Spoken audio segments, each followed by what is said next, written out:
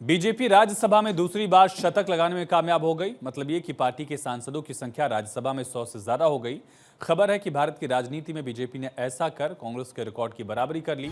कैसे, तो चलिए आपको ग्राफिक्स से जरिए समझाते हैं। कांग्रेस 1988 और 1990 में 100 पार हुई, बीजेपी ने 2022 और अब 2025 में आंकड़ा पार कर लिया। हालांकि आंकड़ा बीजेपी तब पार कर पाई जब हाल में 4 मनोनीत सदस्यों में से 3 नए सदस्य उज्ज्वल निकम, हर्षवर्धन श्रृंगला और सी सदन मास्टर ने बीजेपी आधिकारिक तौर पर ज्वाइन कर ली। तब जाकर बीजेपी राज्यसभा में 102 के आंकड़े तक पहुंची। इससे पहले 2022 में भी बीजेपी ऐसा कर चुकी है। तब बीजेपी के पास राज्यसभा में 101 सदस्य थे। 2024 के लोकसभा चुनाव में बीजेपी का ग्राफ गिरा। ऐसे में उपराष्ट्रपति पद के लिए होने वाले चुनाव से पहले राज्यसभा में बीजेपी की स्थिति मजबूत है। कैसे, देखिए। एनडीए के 134 सांसद हो गए हैं, जिनमें 5 मनोनीत सदस्य हैं। बहुमत का आंकड़ा 123 का है। इंडिया ब्लॉक 106 पर है। राज्यसभा में मौजूदा सांसदों की संख्या 240 है। कुल 245 सदस्य हो सकते हैं, ज्यादा से ज्यादा 250 हो सकते हैं।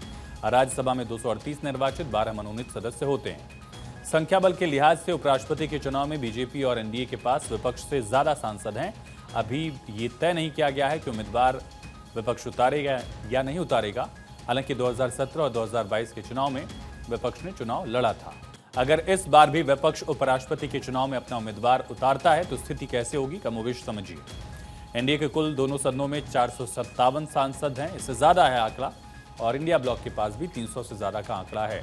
राज्यसभा में बीजेपी के पास स्थिति जो है 102 प्लस की है। लोकसभा में बीजेपी 240 पे है।